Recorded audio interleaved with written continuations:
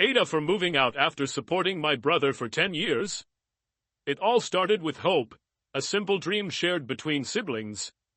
I was 30 years old when I reflected on the journey that had brought me to this point, nearly a decade of unwavering support for my brother, who was just a year older than me.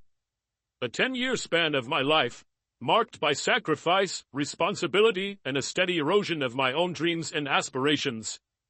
Our plan had seemed straightforward enough at the outset, built on the naivety of optimism and the assumption that together, we could forge a better future for ourselves. My brother, at the time, had a job modest in its earnings but nonetheless a foundation to build upon. And I believed, truly believed, that we would both work hard, save diligently, and, in due time, move into a life that felt more stable, more secure. But life, as it often does, had other plans. When I moved in with him, it felt like a fresh beginning. I carried my own burdens like anyone else in their late 20s, but I was ready to shoulder responsibility if it meant progress. I was prepared to share the weight of adulthood with my brother, dividing our responsibilities equally. The plan was to support each other, to split bills, and to contribute equally to our shared future. But as the days turned into weeks, and weeks into months, it became painfully clear that we weren't standing on equal ground. The balance I had envisioned never materialized. Shortly after I moved in, he quit his job. Just like that, without warning or discussion. At first, I rationalized it. Maybe it was temporary, maybe he was burned out, maybe he had a plan that he hadn't shared with me yet. After all, everyone goes through rough patches, right?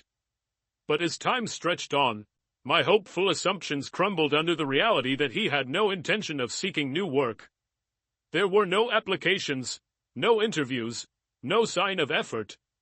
Nothing. The first few months were the hardest for me to adjust to because I hadn't yet recognized the long-term implications of what was happening. I kept holding on to hope, telling myself it was just a phase. I covered the rent, convinced myself it was temporary. I paid for groceries, assuring myself that soon he would contribute. I settled utility bills, repeating the lie that he just needed a little more time to figure things out. But time proved me wrong. Days turned into months, and months became years, and in all that time, the dynamic remained the same. I carried the load alone. Looking back, I realize how naive I was to believe that my efforts would spark a change in him. I offered support in every way I could think of. I encouraged him to pursue new opportunities, helped him rewrite his resume, and even suggested specific jobs that matched his skills. I wanted to believe that he just needed encouragement, that he was simply lost and waiting for someone to guide him back. But my offers of help were met with indifference or vague promises that he never followed through on. He would sit for hours, doing nothing, as I came home exhausted from work, juggling my own responsibilities and the added burden of maintaining a household that we were supposed to share. Financially, it became an unrelenting drain.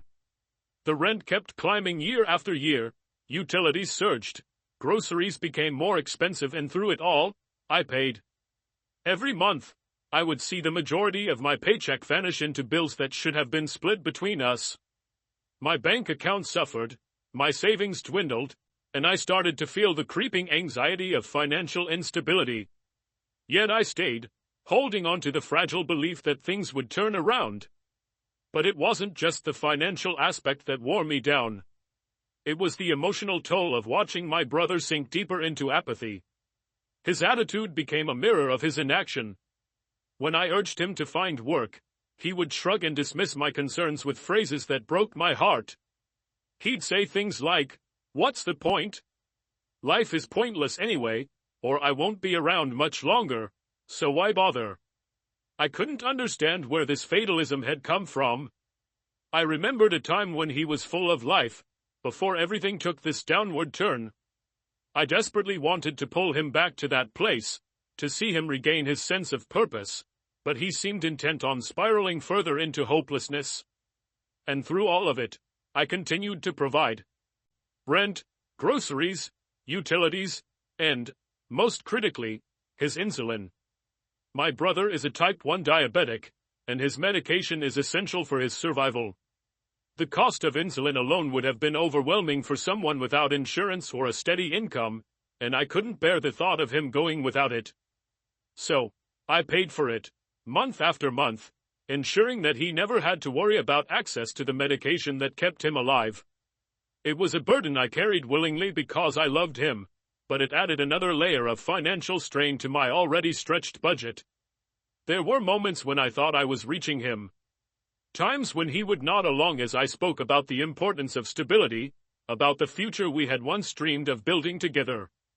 He would seem to listen, his eyes meeting mine with a flicker of recognition, and for a brief moment, I would think, this is it. This is the moment he decides to turn things around. But those moments never lasted. The next day, he would be back to his old patterns, and I would be left to wonder if I had imagined the progress. Year after year, I told myself to hold on a little longer. I convinced myself that change was just around the corner, that my efforts would eventually pay off. But deep down, I knew that nothing was changing. The dynamic we had established had become set in stone. I was the provider, and he was the dependent. And no matter how much I gave, he continued to take without giving anything in return. There were nights when I lay awake, staring at the ceiling, wondering how I had ended up in this situation.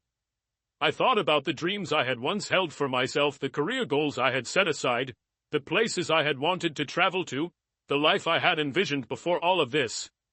Those dreams felt distant now, like relics of a past life that no longer belonged to me. Instead, my life had become a cycle of work and caregiving, with no room for personal growth or happiness. I couldn't talk to anyone about it. My friends had their own lives, their own struggles, and I didn't want to burden them with my problems. My mother, although supportive in her own way, often downplayed the severity of the situation. "He's your brother," she would say, as though that simple fact justified everything. Family takes care of family. But I was starting to feel like I was the only one holding up the weight of our family, while everyone else stood by and watched. The turning point came unexpectedly, as most turning points do. It wasn't a dramatic event or a sudden realization. It was a quiet moment of clarity, a gradual understanding that I couldn't keep living like this. I couldn't keep sacrificing my own well-being for someone who refused to help themselves. It wasn't fair to me, and it wasn't fair to the life I had yet to live. Looking back on those years now, I see them as a lesson in boundaries and self-worth. I had given everything I could, and it still wasn't enough to change my brother's trajectory. No amount of support, encouragement, or financial aid could force him to take responsibility for his own life. That was a choice only he could make. And he had made it clear, time and time again, that he wasn't interested in making that choice. So, after nearly 10 years of carrying the weight, I finally made the hardest decision of my life. I chose to walk away. Over the years, my resolve was tested time and time again. I tried everything within my power to push my brother toward change. I believed that with the right support, he could pull himself out of the rut he had fallen into. I encouraged him to search for work, to find purpose, to reclaim the independence he once had. I sat beside him, helping craft his resume, tailoring it to different job openings I thought would suit his skills. I scoured online listings, bookmarked opportunities, and even applied to some on his behalf.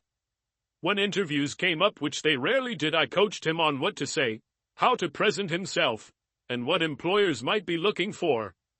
It felt like I was more invested in his future than he was. I carried the burden of hope on both our shoulders.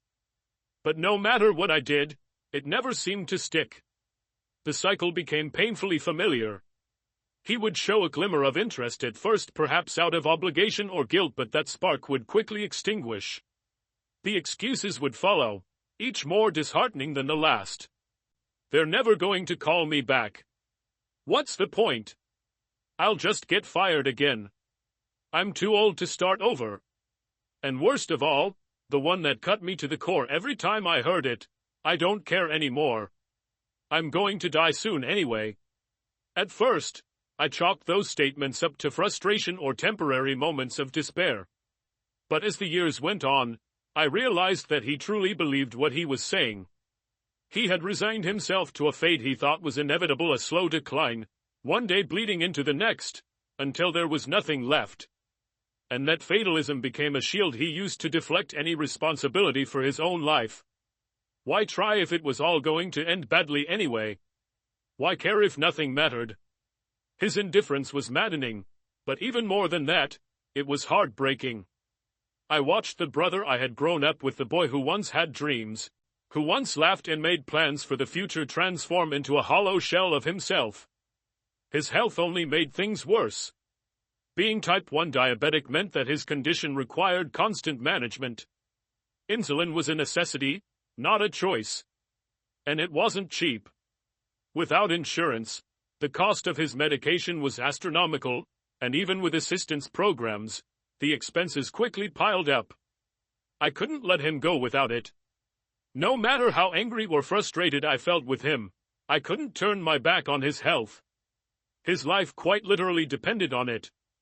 So, month after month, I paid for his insulin, for the supplies he needed to check his blood sugar, for the endless appointments and prescriptions that kept him alive.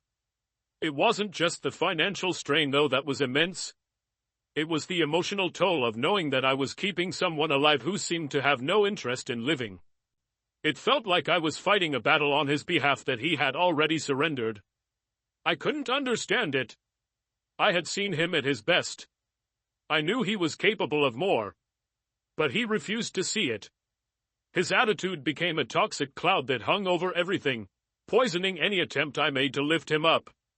When I spoke of the future, he dismissed it. When I tried to instill hope, he shut it down. It was like he had built a wall between himself and the world, and nothing I did could break through. I lost count of how many times I tried to motivate him. I tried being patient and understanding, gently coaxing him toward small changes. When that didn't work, I tried being firm, setting boundaries, and insisting that he take responsibility for himself.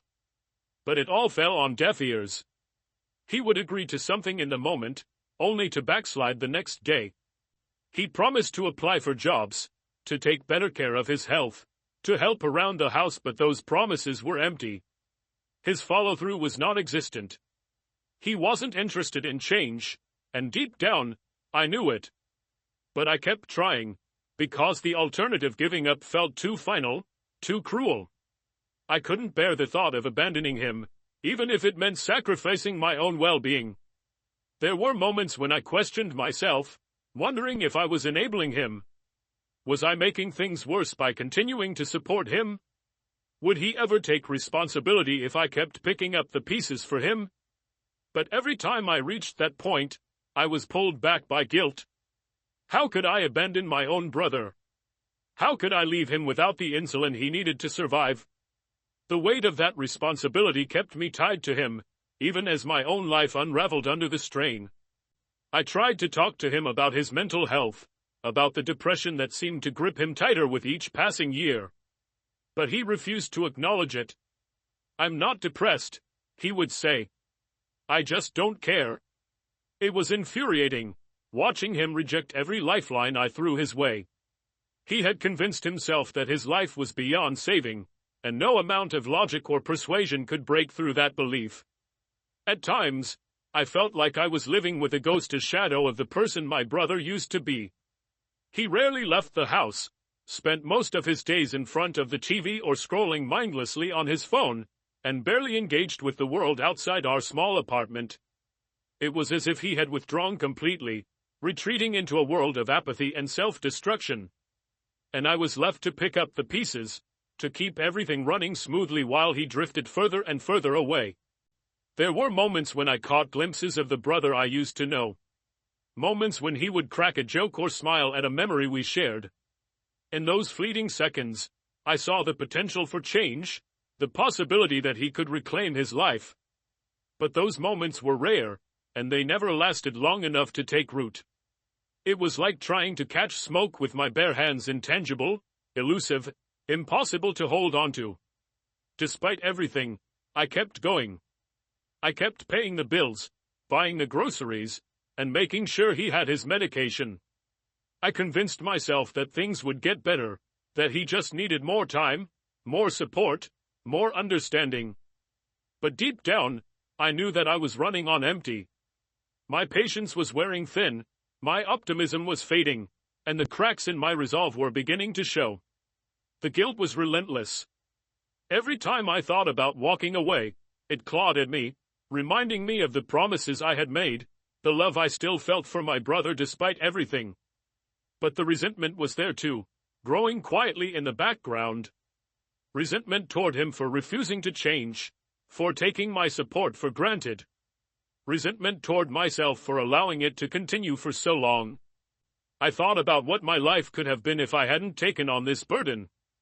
I thought about the opportunities I had missed, the dreams I had put on hold, the relationships I had let slip away because my focus was always on my brother. I thought about the financial security I could have had if I hadn't been paying for 2 lives instead of 1. And the more I thought about it, the harder it became to justify staying. But the final breaking point hadn't come yet. I was still holding on, still clinging to the hope that things would improve. I told myself that all he needed was one breakthrough, one job offer, one moment of clarity to turn things around. I convinced myself that my sacrifice would be worth it in the end. That he would thank me someday for standing by him when no one else would. But as the years dragged on, that hope began to feel more like a delusion. And I knew, deep down, that something had to change. Eventually, after years of frustration, exhaustion, and emotional turmoil, I hit a breaking point. It wasn't a sudden, dramatic realization. Rather, it was a gradual build-up of years spent carrying a weight that had grown too heavy to bear. It had been a full decade of shouldering responsibility for someone who showed no signs of wanting to change, no matter how much help or encouragement he was given. I was tired of hoping for a breakthrough that never came, tired of living a life dictated by someone else's apathy and refusal to take ownership of their own future. I told myself that maybe a change of scenery would be the catalyst he needed. Maybe living in a different environment, with a different routine, would shake him out of the destructive cycle he had fallen into. So, I made the decision to move us both back in with our mother. It wasn't ideal at 30 years old. The last thing I wanted was to return to the house I had left years ago in search of independence. But I was desperate for something to change. I convinced myself that this move would be different, that it would breathe new life into our situation and give my brother the push he needed to start taking responsibility for his own life. At first, there was a flicker of hope. My mom welcomed us back with open arms, happy to have her children under one roof again. She didn't fully understand the depth of the situation, but she saw it as an opportunity to bring the family closer together. I thought that having another voice in the house, someone other than me, would make a difference. Maybe my brother would listen to her in a way he never listened to me. Maybe, with both of us encouraging him, he'd finally find the motivation to turn things around. But it didn't take long for reality to set in. The same patterns emerged, almost immediately. My brother fell back into his familiar routines of doing nothing. He spent his days sitting in front of the television or scrolling through his phone, showing no interest in finding work or contributing to the household. He continued to depend on others for everything: food, shelter, medication, without offering anything in return. And worse, my mother, instead of pushing him to change, enabled his behavior. She took on the role of caregiver without hesitation, making excuses for him the same way I had for years. "He's been through a lot," she would say, as if that justified his complete lack of effort. "He just needs time." Time. That word had haunted me for years. How much more time did he need? It had already been a decade. I had given him time. I had given him patience, support, and countless opportunities to change. But nothing ever came of it. I was beginning to realize that time wasn't the issue. The issue was that he didn't want to change. He had become comfortable in his dependency, in the knowledge that someone else would always be there to pick up the pieces. Living with my mom only solidified that realization. Both of them, in their own ways, were stuck in a cycle that fed into each other's complacency. My mother, though well-meaning, was unwilling to set boundaries or demand accountability from my brother. And my brother, sensing that he could continue to live without consequences, took full advantage of the situation. It was a toxic dynamic, and I found myself trapped in the middle of it, suffocating under the weight of their shared inertia. The breaking point came quietly, in a moment of overwhelming clarity. I was sitting in my childhood bedroom, surrounded by memories of a time when my life had felt full of possibility. Back then, I had dreams, goals, and a vision for my future. But as I sat there, I realized that I had put all of that on hold for a decade, sacrificing my own potential in an attempt to save someone who didn't want to be saved. I had given everything I could emotionally, financially, and mentally, and it still wasn't enough. I couldn't keep doing it. I couldn't keep sacrificing myself for someone who wasn't willing to meet me halfway. So, I made the decision to move out on my own. It wasn't an easy choice. The guilt weighed heavily on me. I knew that by leaving, I was essentially leaving my brother and my mom to fend for themselves. I knew that they would both see it as an abandonment. But I also knew that if I didn't make this choice, I would lose myself entirely. My mental health was already hanging by a thread, stretched to its limit after years of carrying the weight of someone else's life. I needed to reclaim my own life, my own happiness, before it was too late. The backlash was immediate. My brother was furious. He accused me of abandoning him, of turning my back on him after everything he'd been through. His words were laced with bitterness and anger, painting me as the villain in his story. "You're leaving me to die," he said. "After everything I've been through, you're just walking away." The accusation stung, but I knew it wasn't fair. I hadn't walked away without reason.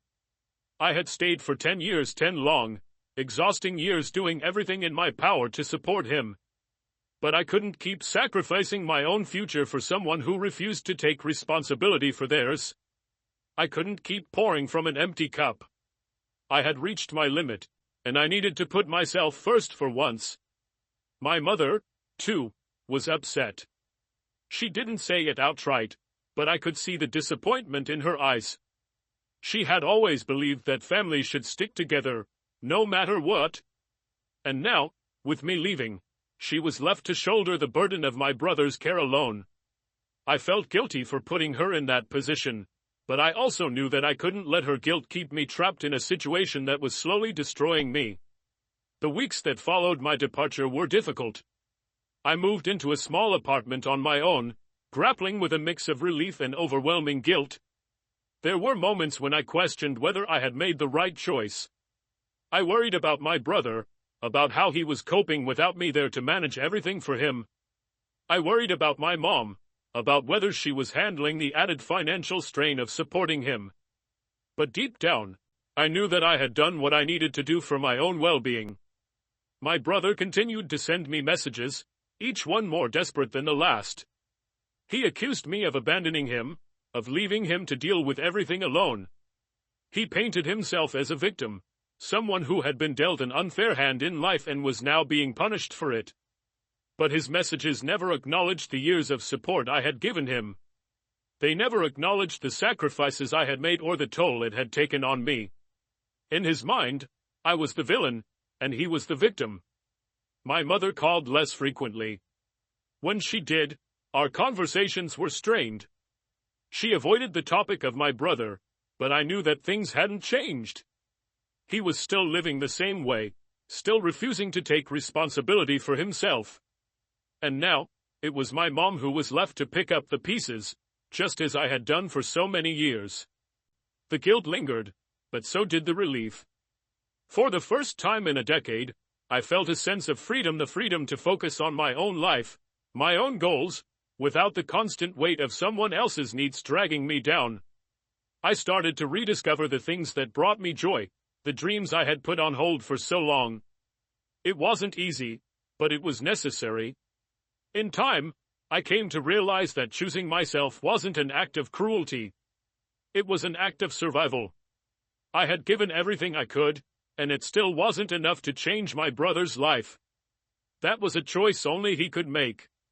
And until he made that choice, I couldn't keep sacrificing myself for someone who refused to meet me halfway. I wasn't abandoning him. I was saving myself. And that, I finally understood, was nothing to feel guilty about. The question haunted me every day: am I the bad person in this story? Was I truly wrong for choosing to walk away after everything I had done, after everything I had sacrificed? There were nights when that guilt consumed me, gnawing away at my resolve, making me question the very foundation of my decision. I would replay the past 10 years in my mind, dissecting every conversation, every choice, wondering if there was something I could have done differently to change the outcome.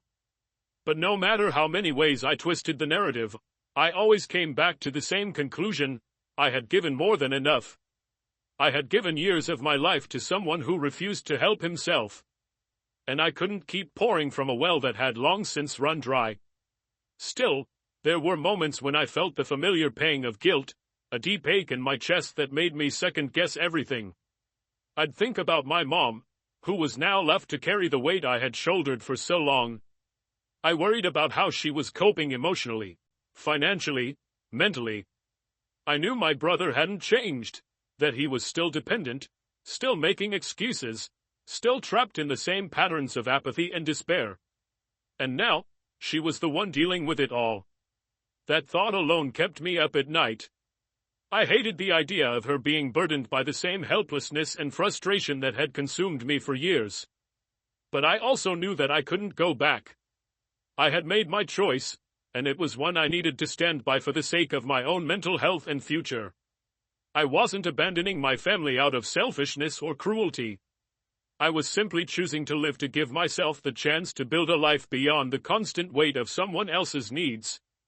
And while the guilt never truly disappeared, I slowly began to realize that there's a difference between helping someone and enabling them. For 10 years, I had convinced myself that I was helping my brother by taking care of everything for him.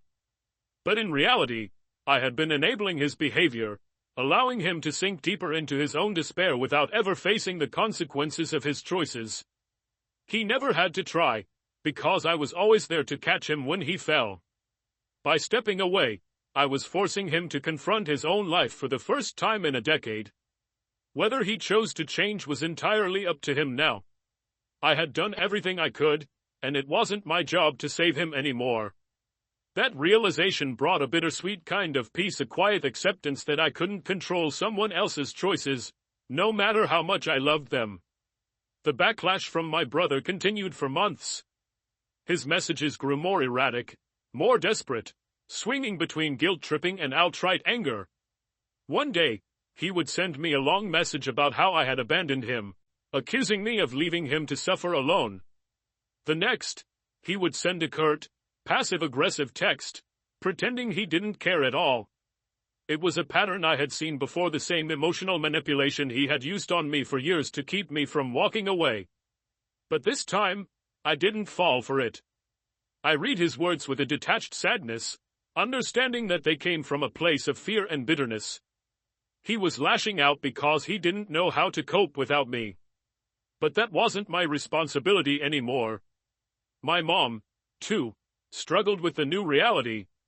I could hear the exhaustion in her voice when we spoke on the phone, the subtle hints of frustration she tried to hide.